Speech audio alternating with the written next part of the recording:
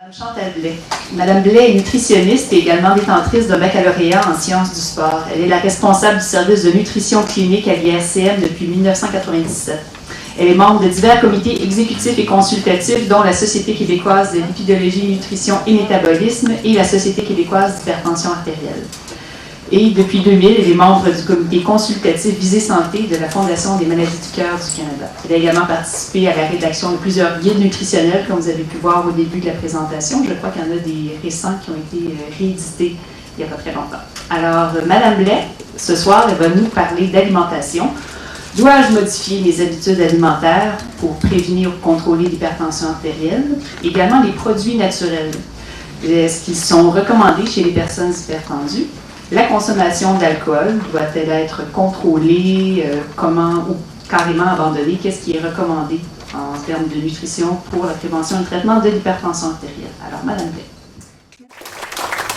Et bonsoir à tous. C'est très agréable de voir des visages connus dans l'audience. Comme vous avez remarqué, on a gardé le meilleur pour la fin. Alors, la nutrition est en dessert. Alors, sans plus tarder, j'aimerais vous parler de l'hypertension très peu parce que Dr Larochelle et Dr Roderer en ont déjà parlé.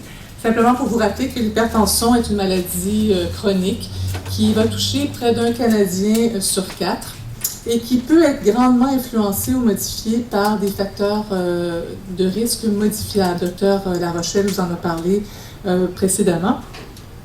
Alors, on remarque l'excès de poids, une consommation importante d'alcool, la sédentarité, le tabagisme, le stress. Je pense que ça a été très bien couvert déjà.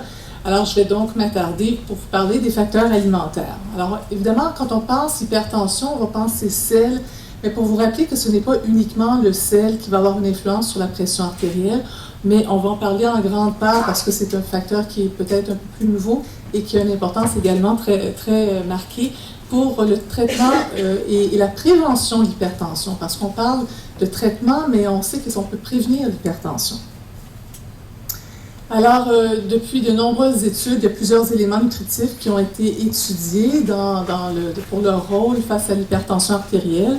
Alors, il y a plusieurs éléments nutritifs qui ont été évalués favorables, entre autres pardon, moi aussi j'ai des problèmes de... Alors, entre autres, la gestion du poids, donc de perdre du poids, vous avez vu avec la diapositive Dr Roderer, l'influence que la gestion du poids ou une perte de poids, souvent même minime, peut entraîner sur l'amélioration de la pression artérielle. Alors, on parle également de sel, on va en reparler tout à l'heure, de la consommation d'alcool, le potassium, les régimes végétariens, évidemment, qui pourraient aussi avoir une influence favorable sur la pression artérielle. On parle également de la diète DASH. Est-ce qu'il y en a plusieurs qui connaissaient la diète DASH? Oui, alors je vais vous en reparler parce que c'est important de reconnaître ce que c'est.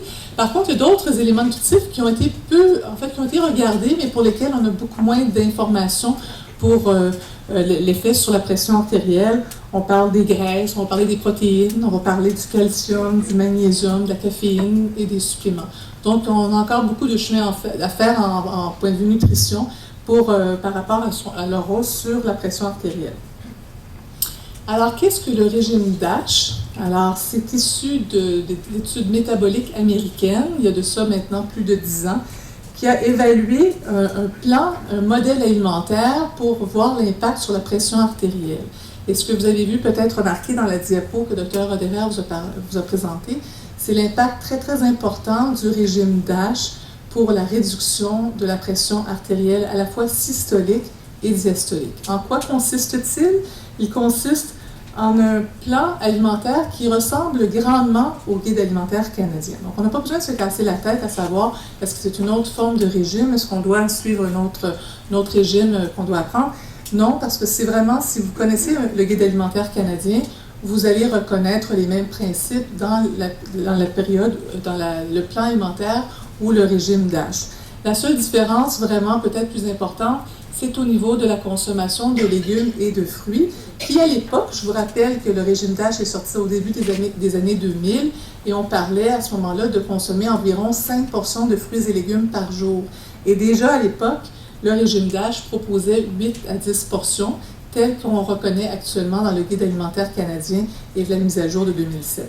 Donc, c'est vraiment par la pyramide d'âge ou par le régime, le plan alimentaire d'âge, une influence très favorable sur l'amélioration de la pression artérielle.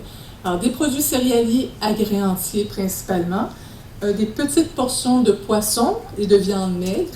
On parle de produits laitiers écrémés. Alors, on ne parle même pas de 2% dans le plan d'âge, mais des produits du lait 1% ou écrémés, des yogourts écrémés, des matières grasses en petite quantité, des noix, graines et légumineuses qui peuvent être utilisées en remplacement de la viande, et vous voyez les sucreries qui sont à l'occasion. Donc, c'est vraiment un plan qui ressemble étroitement avec le Guide alimentaire canadien version 2007. Qu'est-ce que ce régime ou ce plan alimentaire offre? D'abord, il offre une alimentation qui est faible en gras saturés, en gras trans, en cholestérol alimentaire. Donc, déjà des attributs qui vont améliorer le risque cardiovasculaire quand on parle de cholestérol, de dyslipidémie. Donc, déjà des recommandations qui sont faites pour améliorer la santé de notre cœur. Mais c'est également un plan alimentaire qui va être très riche en antioxydants. On en a entendu beaucoup parler dans les dernières années des antioxydants, de leur rôle bénéfique. C'est une alimentation qui est très riche en antioxydants par la présence grandement des fruits et des légumes. Également beaucoup de fibres alimentaires, des produits céréaliers agréés entiers, beaucoup de fruits et de légumes, du calcium par la présence des produits laitiers et crémés, magnésium, potassium et de nombreuses autres vitamines et minéraux. Ce plan alimentaire-là a été par la suite, on a rajouté le sodium, c'est-à-dire le sel. Et on a voulu voir quel impact ça pouvait avoir sur la pression artérielle. Et les résultats de ces études combinées, lorsqu'on rajoutait, on donnait un régime de type DASH et une restriction en sodium qui était quand même assez importante, on avait vraiment une réduction de près de 11 mm de mercure pour la pression artérielle systolique. Donc des rendements qui étaient vraiment très significatifs. Alors donc, je m'attarde maintenant à vous parler du sel. Vous en avez sûrement déjà entendu parler. Mais je vais encore frapper sur le clou parce que c'est important et ça a vraiment une influence très importante sur la pression artérielle. Alors, les groupes d'experts ont récemment établi des normes ou des recommandations quant à la consommation de sel que nous devrions faire. Alors, on devrait avoir des apports suffisants pour nos besoins d'environ 1500 mg de sodium par jour. Bon, c'est un chiffre qui a l'air énorme, mais 1500 mg de sodium par jour. Là, je ne parle pas de sel, mais je parle de sodium. Ça correspond, pour vous mettre en perspective, à peu près à 6 petits sachets de sel par jour. Ce qui donnerait, je l'ai mis par année, à l'équivalent d'environ 1,4 kg de sel par année par personne. C'est ce qu'on aurait besoin, ce sont nos apports suffisants pour combler nos besoins dans une journée. Et voici à gauche ce que nous mangeons actuellement. Alors, on en mange en moyenne, c'est une moyenne, 3400 mg de sodium par jour, ce qui donne 14 sachets de sel. Pour les 2 fois plus de sodium, on parle de 3,1 kg de sel par année, ce qui est évidemment 2 fois trop. Et ça, c'est une moyenne, parce qu'il y a des... Est-ce que vous voulez qu'on va peut-être attendre avant de répondre aux questions? C'est 2 fois plus la consommation de sel que nos apports suffisants. Je veux dire que théoriquement, ça correspond à une cuillère à thé de sel, 1500, c'est ça? Pas tout à fait, c'est un peu plus, c'est ça, un petit peu plus, oui. Donc, si on regarde maintenant, on pourrait dire, ce sont les autres qui mangent trop salé, moi je ne mange pas très salé. Ce qui a été remarqué, parce que je vous ai parlé d'un apport suffisant de 1500 mg. Alors, 1500 mg, c'est ce qu'on a besoin pour combler nos besoins quotidiens. Ce que vous voyez à côté, c'est l'apport maximal. L'apport maximal est de 2300 mg par jour, qui est le chiffre à ne pas dépasser pour rester en bonne santé. Alors, on parle souvent actuellement de 2300. Sur les étiquettes que vous voyez des produits alimentaires, c'est basé sur un apport maximal à ne pas dépasser. Mais théoriquement, nos besoins sont de 1500. Et si on regarde l'apport actuel, et ça c'est pour le groupe d'âge des hommes et des femmes de 30 ans. Donc j'ai pris pour exemple 30 ans parce que ce sont les gens qui en consomment davantage. Vous voyez que les hommes en consomment beaucoup plus. Par contre, il faut réaliser que leurs besoins énergétiques, ils mangent plus de calories, donc ils vont manger plus de sel également. Mais à la fois, les hommes et les femmes consomment trop de sel, définitivement par rapport à l'apport suffisant, mais encore par rapport à l'apport maximal toléré. Et ça, c'est pas juste pour les groupes d'âge de 30 ans, mais c'est à toutes les catégories d'âge, autant chez les adultes que chez les enfants. Donc, c'est important d'apprendre très jeune à nos enfants à manger moins salé. Alors, d'où vient ce 4000 mg de sodium si on ne rajoute pas de sel à la table? Alors, ce qui a été rapporté dans une enquête de santé des collectivités canadiennes en 2004, c'est que le sel que nous consommons n'explique que 5 % du sel que nous mangeons. 77 % du sel consommé vient des aliments transformés, vient des aliments usinés qu'on va consommer tous les jours. Donc, c'est bien de ne pas saler, mais il faut aller plus loin si on veut réduire notre consommation de sel. Et ce que je vous montre ici, c'est qu'avec un seul aliment, il est possible de dépasser ici l'apport souhaité, l'apport souhaitable de 1500. Vous avez l'apport maximal à ne pas dépasser. Mais simplement pour vous montrer que si vous mangez un sandwich au jambon fromage, avec ce seul aliment-là, vous avez dépassé déjà l'apport souhaité. Vous avez mangé une salade César, et qui en repas, peut-être pas en accompagnement, mais une salade César en repas principal, et encore une fois, vous avez largement dépassé l'apport suffisant d'une journée. Donc, c'est pour dire qu'avec un seul aliment, il est facile de dépasser les recommandations des apports suffisants. On s'entend qu'on ne mangera pas des frites tous les jours, qu'on ne mangera pas de la pizza tous les jours. On sait reconnaître que ce sont des aliments qui sont quand même salés. Mais ce que j'aimerais attirer votre attention ici, c'est qu'il y a plusieurs aliments transformés, des aliments qu'on va utiliser, qui vont contenir beaucoup de sel.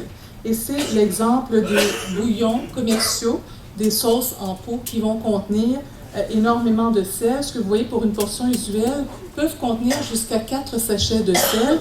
Et je vous rappelle que la recommandation, c'est de ne pas dépasser l'apport maximal toléré est de 9,5 sachets de sel. Donc, beaucoup de sel dans les aliments que nous consommons souvent régulièrement.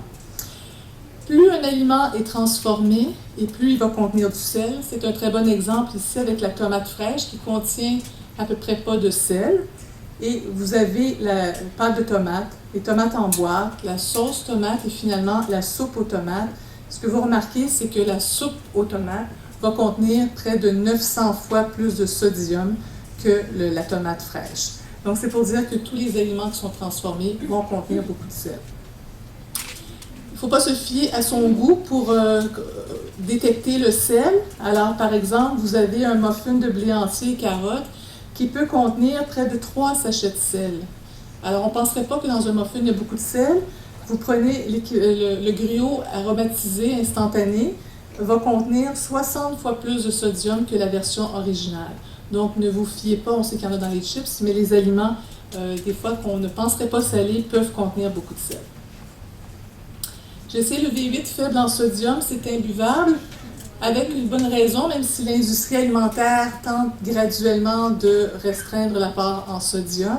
Il ne faut pas aller trop vite. Il faut laisser le temps à nos papilles gustatives de se familiariser avec la réduction en sodium. Alors, vous voyez qu'on réduit de 70% la quantité de sel entre ces deux versions-là. Il faut y aller peut-être plus tranquillement. Des fois, je dis aux gens, mélangez les deux versions pour vous habituer à avoir un produit qui est moins salé, mais pour lequel on va s'habituer. Le restaurant fait également partie de notre consommation quotidienne parce que plusieurs Canadiens, la plupart des Canadiens vont consommer plusieurs repas par semaine au restaurant. Et malgré les bons conseils de votre diététiste, à manger moins gras, manger moins sucré, on va faire des meilleurs choix. Il est possible de faire des meilleurs choix au restaurant.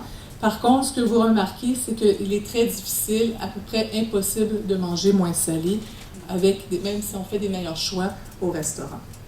Comment s'y prendre? Je pense que la lecture des étiquettes alimentaires est vraiment un outil inestimable. Regardez sur l'étiquette des produits. Pour le sodium, de rechercher les meilleurs choix seraient des aliments qui vont contenir 140 mg ou moins de sodium par portion ou l'équivalent de 5% ou moins de la valeur quotidienne. Généralement, en bas de 10% de la valeur quotidienne, généralement, ça va être un bon choix pour l'ensemble des éléments nutritifs. Vous avez certains groupes d'experts qui ont fait certaines recommandations plus larges, plus large pour certains groupes d'experts. Alors, on a une seule limite pour laquelle on va faire des recommandations. Je pense entre autres à Visée Santé qui a fait des recommandations peut-être plus spécifiques pour certaines catégories d'aliments parce que ça devient difficile de faire des recommandations en termes de sodium pour une globalité. Quelques mots sur l'alcool. Vous en avez entendu déjà parler avec Dr. Roderer. L'alcool a un effet, lorsqu'on consomme de façon régulière, une consommation modérée et régulière d'alcool peut avoir des effets à la fois sur la pression artérielle, sur les AVC, sur l'augmentation des triglycérides, donc cette graisse qui est importante dans le risque cardiovasculaire, également sur le poids. Il faut rappeler qu'il y a quand même beaucoup de calories associées au poids. Et pour le diabète, la recommandation, c'est de ne pas dépasser 2 consommations d'alcool par jour. Et généralement, on va être plus précis, un maximum de 14 consommations par semaine pour les hommes et un maximum de 9 consommations pour les femmes par semaine. Encore une fois, dans certains cas, il faudrait peut-être même réduire en bas de ça, mais c'est vraiment important de ne pas avoir une consommation d'alcool régulière. Les solutions individuelles, particulièrement pour ce qui a trait à la réduction du sel, diminuer progressivement son goût pour le sel, c'est important de s'habituer. Les produits allégés en sodium à rechercher, alors grâce aux étiquettes alimentaires. Les produits frais, le moins transformés, le moins usinés possible. Beaucoup de fruits et de légumes, particulièrement frais ou congelés. En conserve sont généralement plus salés. Prendre le temps de cuisiner, donc de revenir un petit peu en arrière, de trouver un peu de temps, même si le temps manque, d'essayer de cuisiner davantage. Moins de restauration rapide, et ce qui n'est pas là, c'est vraiment de consulter la liste des étiquettes alimentaires. Vous reconnaissez sans doute plusieurs noms qui figurent sur cette diapo. Alors, de l'ail, millepertuis, ginkgo biloba, le ginseng, donc ce sont des produits de santé naturelle qui, souvent, lorsque pris avec des médicaments, peuvent avoir une interaction importante. Et simplement pour dire que lorsqu'on prend des produits de santé naturelle, il n'y a pas beaucoup, malgré l'utilisation, parce qu'on dit que 7 personnes sur 10 qui vont utiliser des produits de santé naturelle dans la prochaine année, il n'y a pas beaucoup d'études cliniques qui ont été faites avec les produits de santé naturelle. Il est difficile de prédire l'efficacité de ces produits-là. Leur sécurité n'est pas établie.